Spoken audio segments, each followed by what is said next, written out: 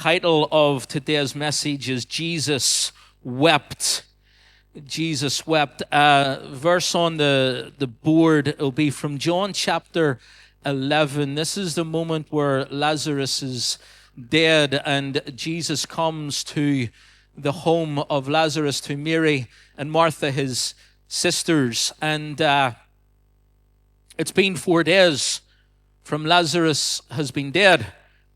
Martha has already met with Jesus, and now it's Mary's turn. So we've kind of cut this a wee bit short, but we'll pick it up from verse 32. It says, when Mary reached the place where Jesus was and saw him, she fell at his feet and said, Lord, if you had been here, my brother would not have died. When Jesus saw her weeping, and the Jews who had come along with her also weeping, he was deeply moved in spirit and troubled. He was deeply moved in spirit and troubled. Where have you laid him? He asked. Come and see, Lord, they replied. Verse 35, the shortest verse in the Bible, but one verse that carries so much depth to it. Verse 35 says, Jesus wept.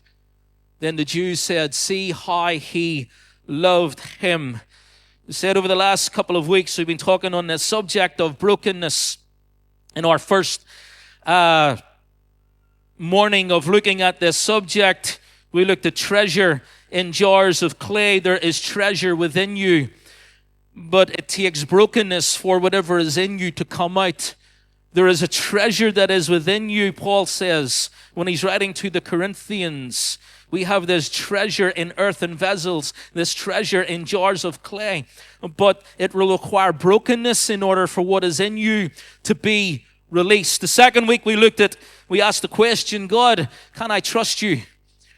Can I trust you with what I'm going through? Can I trust you with the situations and the circumstances that I'm faced with? Can I trust you, God? And we looked at the life of Job, and how that at the end of what Job goes through, at the end of that book of the Bible of Job's life, then there is a resounding, yes, you can trust me. And God says to Job, I'm God. That's basically God's answer. I'm God. I know what I'm doing. I have formed and created this universe. I've kept it going. All of creation, I hold it within the palm of my hands. You can trust me with whatever it is that you're going through. And today we're going to look at the subject of Jesus wept. I think that we can all kind of come to an understanding and an agreement that at some point or another, life will be difficult. At some point or another, something will happen in our lives that we will struggle with. At some point or another, life will throw something up against us that we will in some ways just struggle with. I think that is inevitable. I think that we can all come to an agreement that even as Christians, we understand that not everything is going to go our way, that there will be difficulties that will come against us. And so we will all have those struggles, those things that we have to deal with. But I think sometimes the struggle that we have is that whatever it is that happens, is that very often it kind of comes out of left field. And so the struggle is not so much that we expected something to happen. The struggle is anything but that. Anything but that. I think I could deal with this and it'll be a struggle, but I can handle this, and this, but don't let it be that. Don't let it be that thing. Don't let it be that person. Don't let it be my son. Don't let it be my daughter. Don't let it be that family member. Don't let it be that sickness. Don't anything but that. And the thing that we struggle with the most is that it comes out of left field, and it seems to be something that we never expected, we never anticipated, and that's what makes it so difficult. Anything but that good. Why does it have to be that? And then the other thing that we kind of, I think, question is, God, where are you in the midst of this thing that I can't deal with? Where are you? Why can you not intervene? Why can you not do something? This was a question that Mary had. Lord, if only you were here. If only you had have been here, then Lazarus wouldn't have died. And maybe that's a question that, I don't know what her tone was. God, Jesus, you should have been here. If you had have been here, then this wouldn't have happened. I think it was more in love that Mary's like, oh, Jesus, if you had have been here. If you had have been here, then you could have done something. He's dead 4 days, Jesus. Oh, if only you had have been here. But I don't know what the tone was, but Mary's asking this question. Mary knows that if Jesus had have been here, he could have intervened. He could have done something. And maybe that's us. Maybe we're anything but that. But also, God, why are you not intervening? Why are you not doing more for me in the midst of this? And often the thing that breaks us is the thing that we never expected. We can never choose the battles that come our way. We can never choose what life is going to throw at us. We can never choose what the enemy is going to throw at us. We can only ever choose how we respond. Your response is critical, and you can only choose. You can't choose what comes against you, but you can choose your response.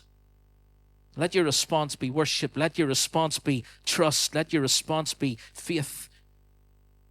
So we can question God, where are you? Why you're not doing anything? If only you had been here, then you could have done so. And I don't know, sometimes we expect more of God. We expect different from God. And God doesn't move in the way that we would. If I was God, then I would do this, this, and this. A couple of years ago, at Easter time, we went through one of those difficult weeks as a family. Ellie was in hospital having, I don't know how many brain surgeries that she went through during that stint in hospital. She was in hospital for a couple of months. And we had arranged as a family, Gemma and the boys and her mum and dad and Sam and Abby and that and their kids, and her father had booked a house down around Newcastle or something. I was supposed to go on Easter Monday, so I thought I'll go and I'll visit Ellie in the hospital on Easter Monday, and then we'll get ready and we'll head off in the afternoon. And while I'm sitting in the hospital with Ellie, we get this phone call saying, I had to take your dad to the hospital. He's doubled over in pain, and he ended up in hospital for a week. And then I'm like, okay, well, I'm not able to go. And so I had to leave the Royal Hospital and go to the Mater where my dad was, and he was in like triage. You couldn't get in to see him, so he's texting me saying, look, just go, we'll be okay, I'll be out later. And he turned out that he was there for a week. And in the midst of all of that there, and Ellie going through what she was going through, you would go to visit her in the hospital, and I was thankful that I could leave. But for Paula, it was obviously a lot more difficult because she couldn't leave. But there's so many times whenever Ellie would be crying in the hospital in pain and in agony. And even at times just she would ask questions like, why am I not like the other kids? And, why can't I be normal? And other things that were extremely devastating to hear from a little child. And you're questioning all of this. God, why can you not touch her? Why can you not intervene? If only you were here, then we wouldn't be going through what we're going through. God, where are you in the midst of all of this here? I've got a little niece that is crying her eyes out in pain and in agony. Where are you, God? Why won't you move? Why won't you do something? If I can be vulnerable before you today, they're the thoughts and the questions that I had going on in my head. And we begin to realize that our job is not so much to play God and to be God. Our job is to trust him. Our job is to press on in the midst of whatever it is that we're going through. And that is so difficult at times, because there are many times when we just want to sit down and stop. But our job is to keep trusting and to keep pressing on and to keep moving forward. There's this conversation that Jesus has with Peter and the disciples.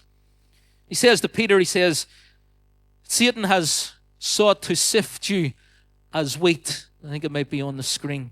No, I don't know if I put that up or not.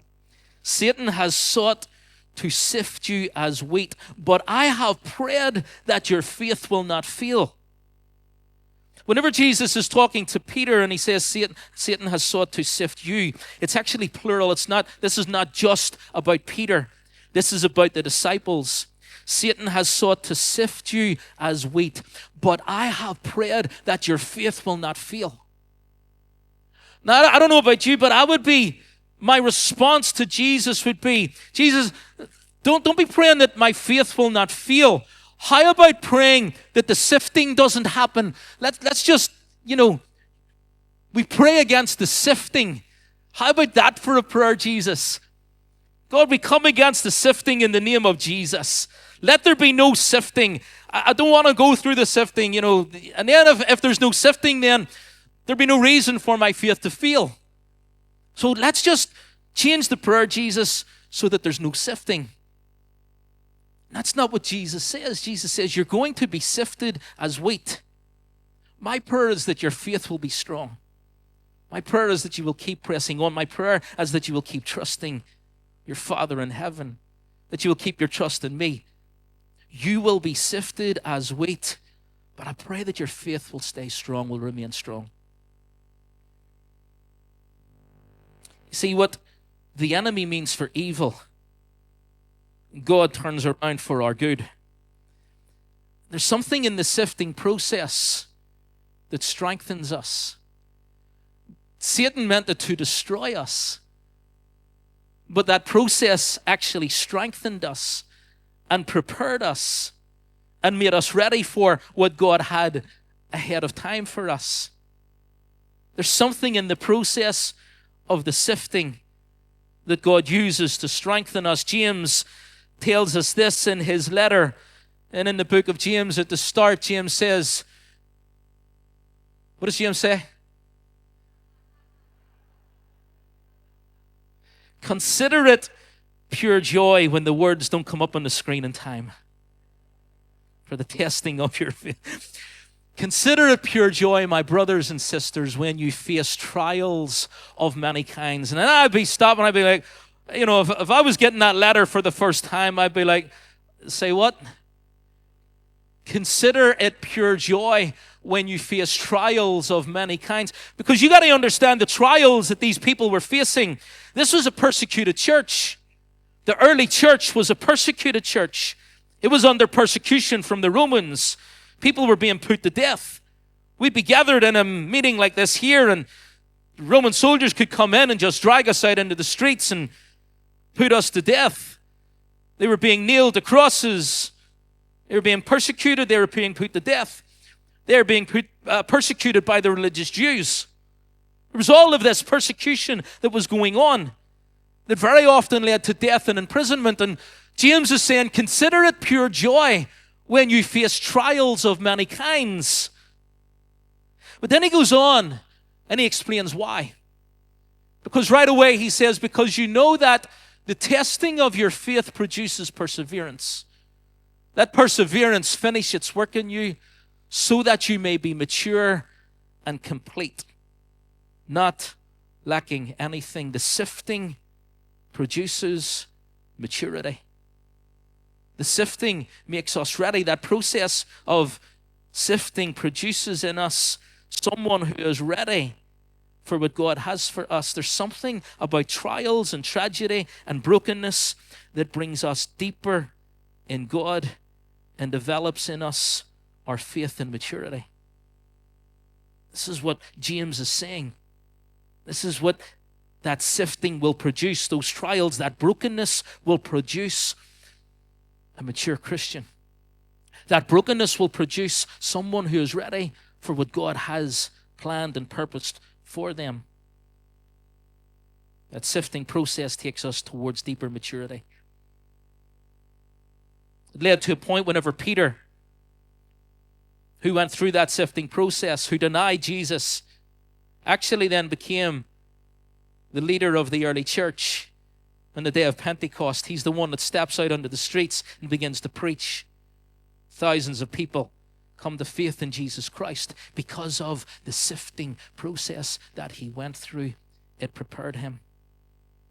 In 2 Corinthians chapter 12, Paul writes to the church about a thorn that was given to him, a thorn in my flesh, a messenger of Satan to torment me. 3 times I pleaded with the Lord to take it away from me. But he said to me, my grace is sufficient for you, for my power is made perfect in weakness.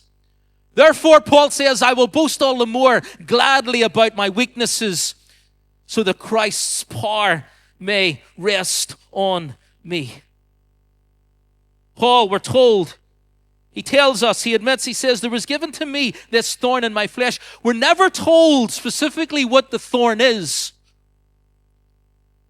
Paul doesn't break it down. And there's been speculation down through the years as to what this thorn in the flesh was. Some people would say it was a physical ailment.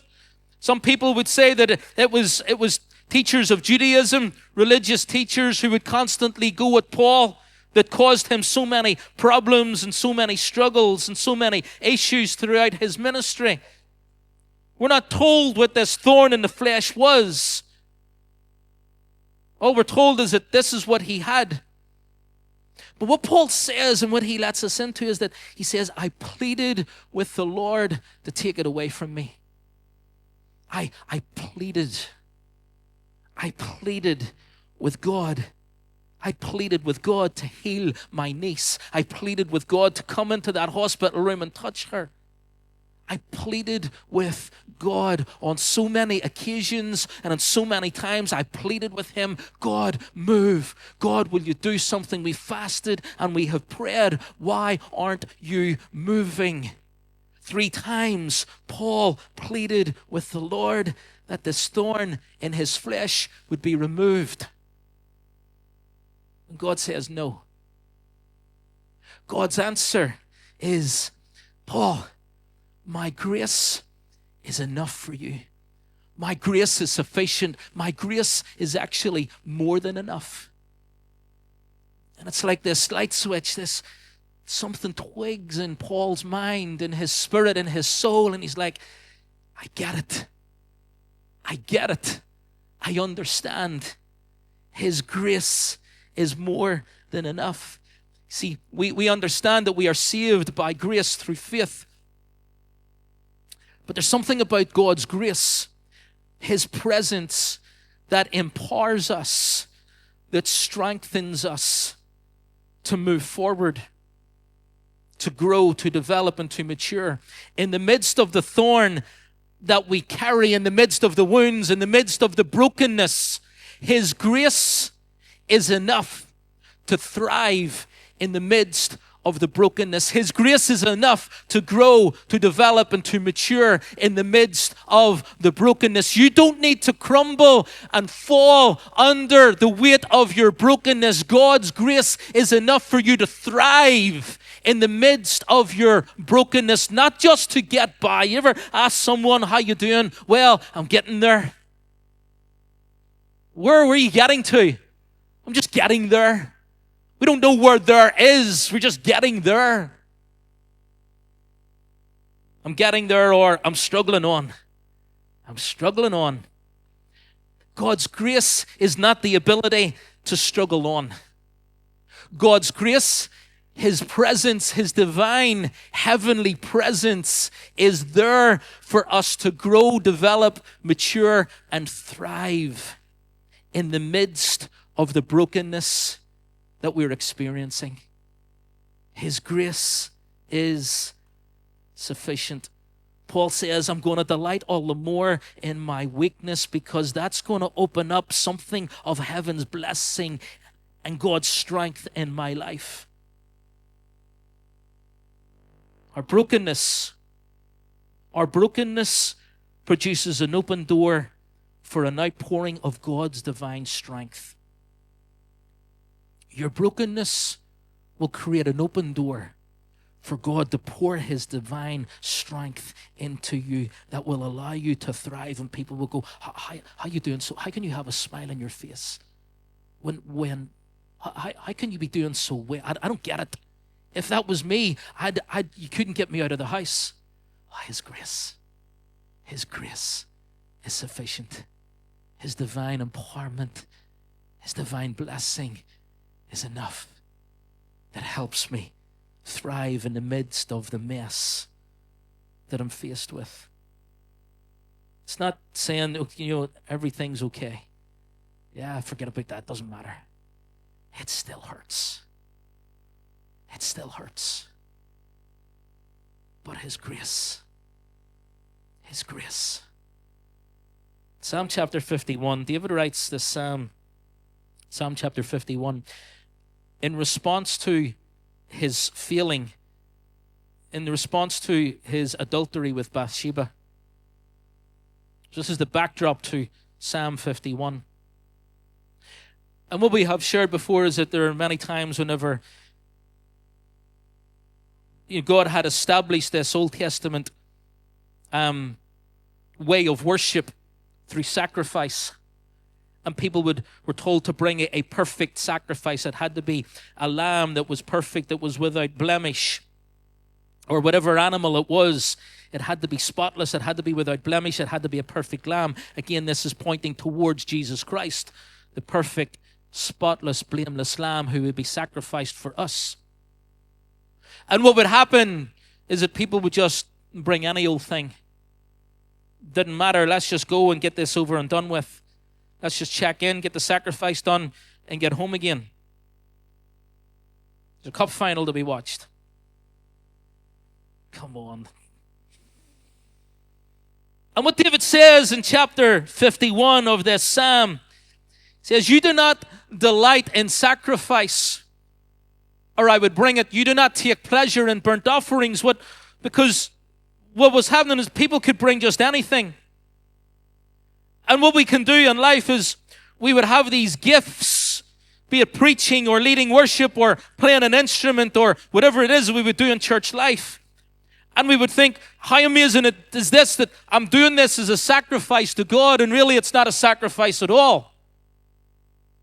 Because our hearts are far from God. This is what God tells the people in the Old Testament. You're coming to me and you're drawn to me near and close with your lips, but your hearts, you're honoring me with your lips, but your hearts are so far from me.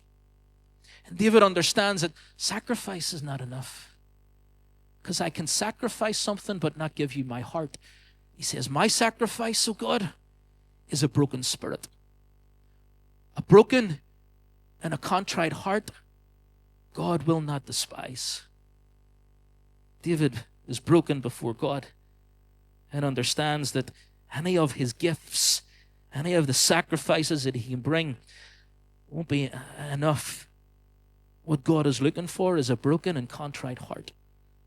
He's looking for someone who is broken. That's what God is looking for. For us to bring our brokenness to Him. Let me finish with this. Worship team, you can come. John chapter 11. I haven't forgot about it. Told that Jesus wept. We're not exactly told why Jesus wept. We can read into it that as a result of Mary and Mary's emotion and the emotion of those who had gathered the tears that were being cried on behalf of Lazarus, that Jesus was moved by that. It wasn't so much that Lazarus is dead and Jesus is crying because Lazarus is dead, because I believe that Jesus knew that Lazarus is going to be alive very, very soon. Jesus knew what was going on. Jesus knew what was going to happen. Jesus was broken over the brokenness of the people. There's something I believe that God's heart is broken. There is brokenness in the heart of God over our brokenness. And as Jesus weeps, He weeps with Mary. He weeps with Martha. He weeps with those who have gathered. He weeps with us. When we're told that Jesus wept, it in many ways shows me how that Jesus introduces Himself into our story. That Jesus introduces Himself into our journey. And that Jesus introduces Himself into our brokenness. He walks with us through our trials. He weeps over us and he mourns over us. He weeps with us and he mourns with us. The Lord is close to the brokenhearted, we're told in the Psalms. You will never experience, I don't think, the closeness of God, of his Holy Spirit, at any point in time than whenever you're broken. Whenever you're poured out in worship, you're poured out that treasure that's in that jar. You will feel as close to God as what you ever will, because those are the things that God comes and he stands with us, he sits with us, and he mourns with us. You know, as I stand back here, you know, sometimes you're sometimes separate. But, you know, in the story of the feeding of the 5,000, Jesus, you're told to feed 5,000. And then the next thing that happens is the disciples are in a boat and Jesus is sending them to the other side of the lake. And Jesus is watching from afar off. There's distance, but Jesus introduces himself into their story, into the storm that they're faced with, into their brokenness. And so it's like Jesus doesn't stay away. Jesus comes close. He puts his arm around us. He says, I'm with you. I'm with you. That's what he does. That's the message of the gospel.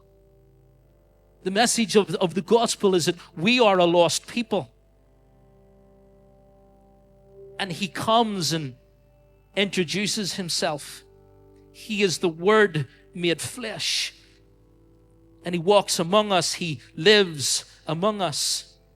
He's not a God who stays away. He's a God who comes close. He says, I know what you're going through.